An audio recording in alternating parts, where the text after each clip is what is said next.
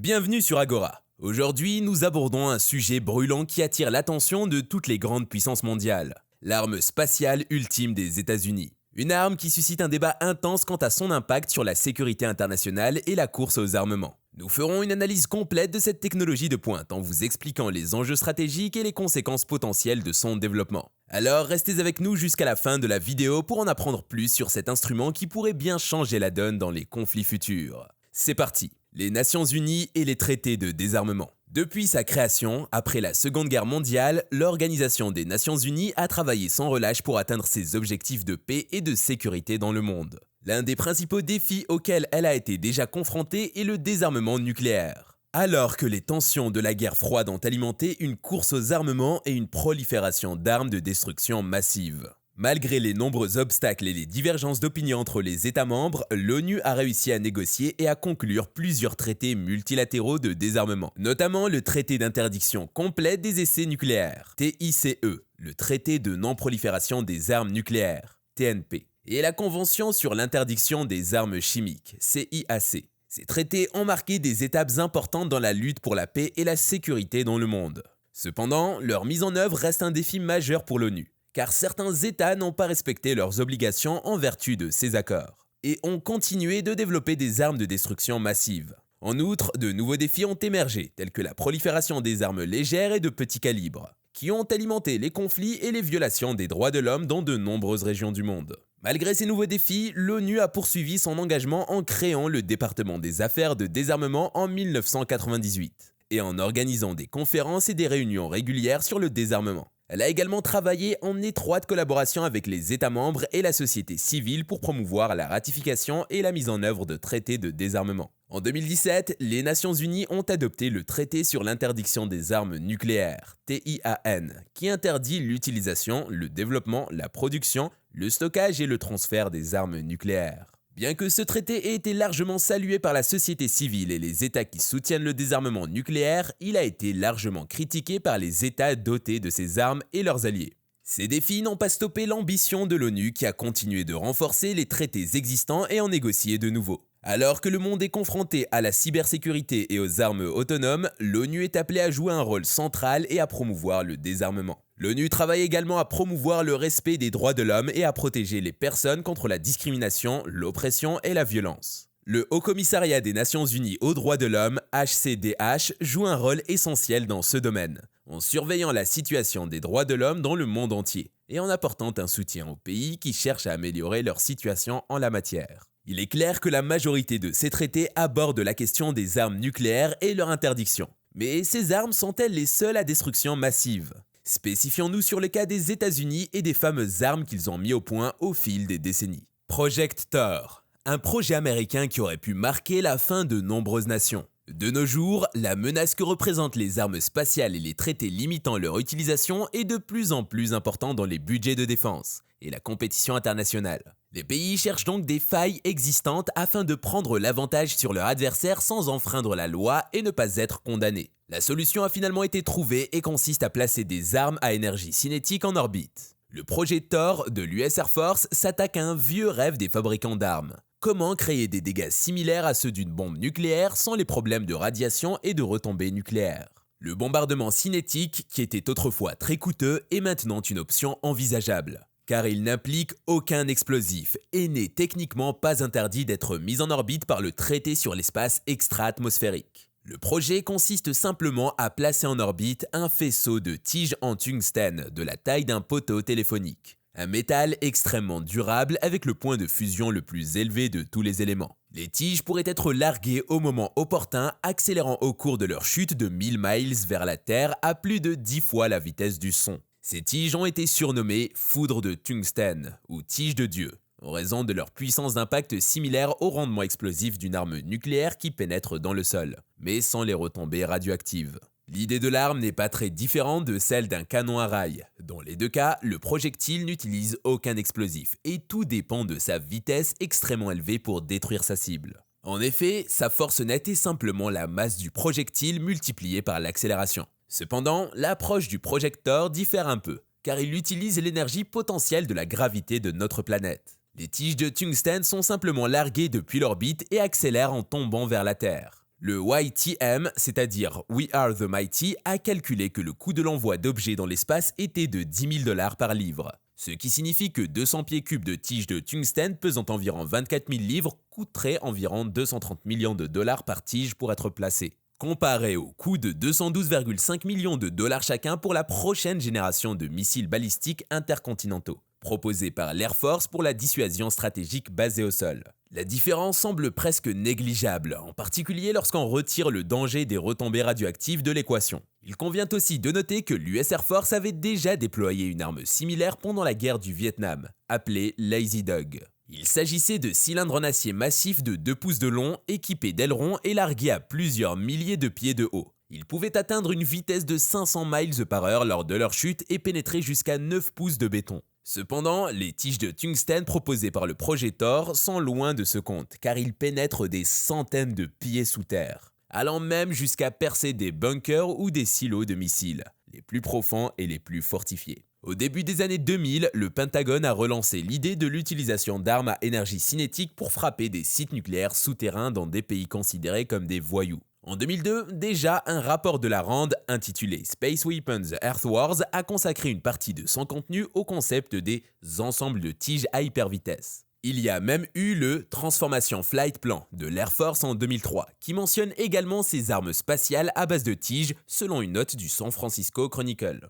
Selon l'Office of Naval Research, le Pentagone a poursuivi en 2012 ses recherches sur les armes à énergie cinétique comme le Railgun. Ce dernier a la capacité de lancer un projectile à hypervitesse de 25 livres avec 32 mégajoules d'énergie, qui peut pénétrer 7 plaques d'acier et détruire tout ce qui se trouve de l'autre côté. Le bureau note qu'un mégajoule d'énergie équivaut à une voiture d'1 tonne roulant à 100 miles par heure. Matt Wainwright, responsable du développement du programme d'armement au Lawrence Livermore National Laboratory, a déclaré en juin 2017 que la méthode traditionnelle pour endommager une cible consistait à placer beaucoup d'explosifs chimiques dans un conteneur quelconque, comme un baril, un boulet de canon ou une bombe en acier. La violence provient de la masse en mouvement, ce qui cause naturellement des dommages significatifs. Malgré l'expansion de leur arsenal nucléaire, les États-Unis semblent également explorer la possibilité d'utiliser des éclairs de tungstène pour frapper leurs cibles. La militarisation croissante de l'espace pourrait être une raison pour laquelle ces armes sont explorées à nouveau. Étant donné que les tiges de Dieu ne contiennent pas d'explosifs, de produits chimiques ou de matières nucléaires, elles ne sont pas techniquement interdites dans l'espace par le traité sur l'espace extra-atmosphérique de 1967 ou tout autre traité similaire qui ne serait pas légalement contraignant. Bien que la Russie et la Chine les aient exhortés à signer un traité contraignant sur la prévention d'une course aux armements dans l'espace, Washington a rejeté ces propositions. En témoignent les menaces de Trump de supprimer le traité sur les forces nucléaires à portée intermédiaire qui a été signé en 1987 et qui limite les armes nucléaires à courte portée. Pour la communauté internationale, ce mépris pour le désarmement international est une réelle préoccupation qui n'aura peut-être jamais de fin. En 2014, les États-Unis ont rejeté le projet de traité sur la prévention de l'implantation d'armes dans l'espace extra-atmosphérique et de la menace ou de l'emploi de force contre des objets spatiaux, en raison de son manque de couverture des armes, rapporté par Space News à l'époque. Cependant, des ministres allemands et russes ont récemment montré des signes de réouverture des pourparlers sur les traités de réduction des armements. Heiko Maas, ministre allemand des Affaires étrangères, et Sergei Lavrov, ministre russe des Affaires étrangères, ont exprimé leurs inquiétudes quant à la militarisation de l'espace, soulignant que les armes spatiales et autonomes deviendront bientôt une réalité possible plutôt que de la science-fiction. Monsieur Lavrov a exprimé cette inquiétude lors d'une conférence de presse, déclarant que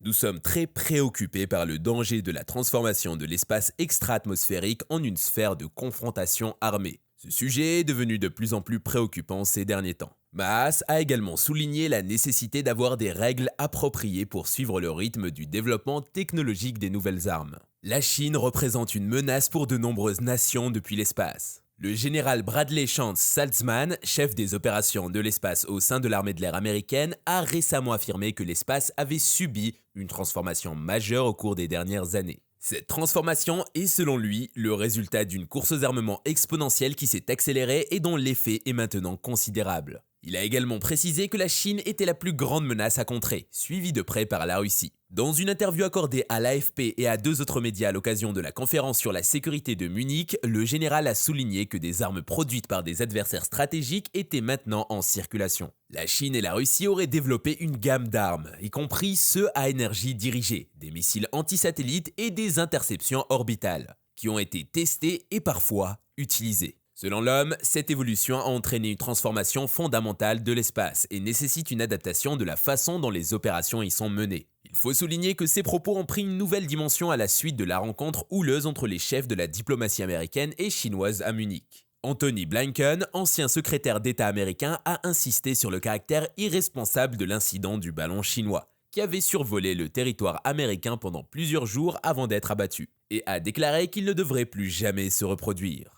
Wang Yi, alors le ministre des Affaires étrangères, a quant à lui dénoncé l'usage excessif de la force par les États-Unis. La course aux armements spatiaux n'est pas nouvelle, puisque dès 1985, le Pentagone avait utilisé un missile pour détruire un satellite lors d'un test. Depuis, la Chine en 2007 et l'Inde en 2019 ont également montré leur capacité à détruire des satellites. La Russie a pulvérisé l'un de ses propres satellites avec un missile en 2021, ce qui a été qualifié d'acte irresponsable par le chef de l'OTAN, Jens Stoltenberg. Aujourd'hui, les satellites armés de bombes et les vaisseaux spatiaux à tir laser ne révèlent plus de la science-fiction. Selon le général Saltzman, les adversaires des États-Unis tirent parti de l'espace pour les viser et étendre la portée de leurs armes, et les pays sont de plus en plus secrets quant à leur activité militaire dans l'espace. En 2019, année du lancement de la force de l'espace du Pentagone, un haut responsable américain estimait que la Russie et la Chine avaient le potentiel de dépasser les États-Unis dans la course aux armements spatiaux. Saltzman n'a pas écarté cette idée, mais a déclaré que la bataille avait évolué. Les adversaires des États-Unis cherchent désormais des moyens d'endommager les satellites avec des armes laser ou à micro-ondes très puissants, plutôt que de les détruire avec des missiles ou des satellites kamikazes.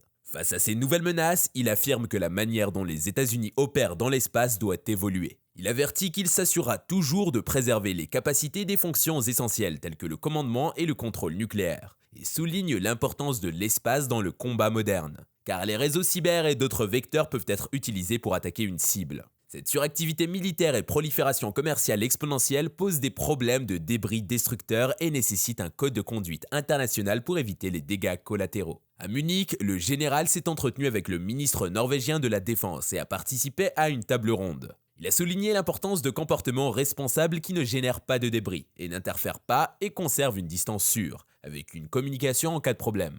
Une fois de plus, il souligne que l'espace est de plus en plus congestionné et qu'il est donc nécessaire d'établir des règles normatives via de nombreux traités internationaux, car les textes existants ne répondent plus au développement technologique. En l'absence de mécanismes définissant les comportements à adopter, il est impossible de tenir les gens pour responsables. La Russie mènerait déjà ses batailles depuis l'espace. L'utilisation d'infrastructures satellitaires pour mener une guerre est aujourd'hui une pratique courante. Les satellites d'imagerie et de télécommunication sont utilisés comme support pour coordonner les troupes, ce qui en fait une cible de choix pour les attaques militaires. Ainsi, l'armée russe vise les satellites utilisés par celle ukrainienne afin de perturber leur coordination. Malheureusement, cette dernière ne dispose pas vraiment de ses propres satellites, ce qui entraîne des dommages collatéraux. La Russie possède depuis longtemps une grande capacité tactique dans l'espace. Cependant, pour l'instant, elle n'a pas décidé de s'attaquer ouvertement à un satellite commercial venant d'un pays de l'OTAN. Cela fait qu'il est en effet plus difficile d'attribuer avec certitude les cyberattaques à la Russie. Dès le début de l'invasion de l'Ukraine, le National Reconnaissance Office, bureau fédéral de renseignement aux États-Unis et responsable d'une flotte de satellites espions américains,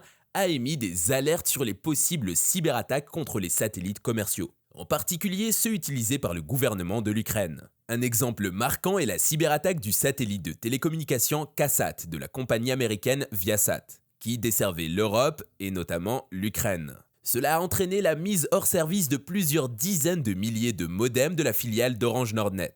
Le 4 mars dernier, Hawkeye 360, une entreprise américaine spécialisée dans l'analyse géospatiale, a rapporté avoir détecté des interférences dans les communications radio entre le sol et le réseau GPS dans la région de l'Ukraine et les zones environnantes. Ces interférences avaient été initialement détectées à l'automne dernier. Pendant ce temps, les troupes russes préparaient leur invasion et effectuaient des exercices à la frontière. La société dispose d'une constellation de petits satellites spécialisés dans la détection de signaux radio provenant de la surface, ce qui l'aide à surveiller ces signaux et lui donne la capacité de localiser leur source à la surface. En novembre aussi, des interférences avaient été détectées près de la frontière entre les territoires séparatistes de Donetsk et de Louhansk, et le reste du territoire ukrainien. Plus récemment, la constellation a détecté les mêmes problèmes en provenance du nord de Tchernobyl quelques jours avant l'invasion. Il est à noter que la Russie ne se sert pas du réseau GPS pour le positionnement par satellite, mais utilise plutôt son propre réseau nommé GLONASS. De plus, l'Europe utilise Galileo pour ce type de positionnement. Il est clair que les puissances occidentales sont préoccupées par les menaces potentielles contre leur sécurité satellite, surtout face aux actes présumés de la Russie et de la Chine.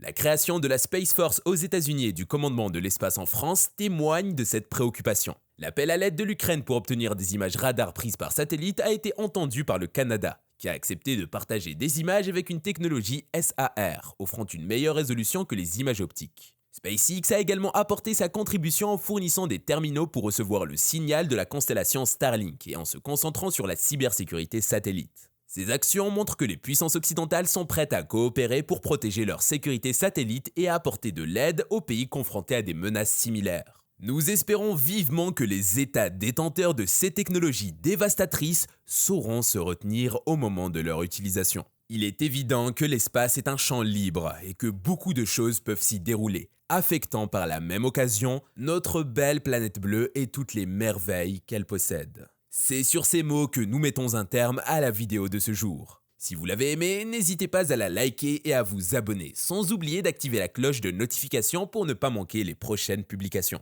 N'oubliez pas également que vous avez la possibilité de consulter toutes les sources de nos propos en bas au niveau de la description. Merci d'être resté jusqu'à la fin et à très prochainement pour de nouvelles vidéos sur Agora.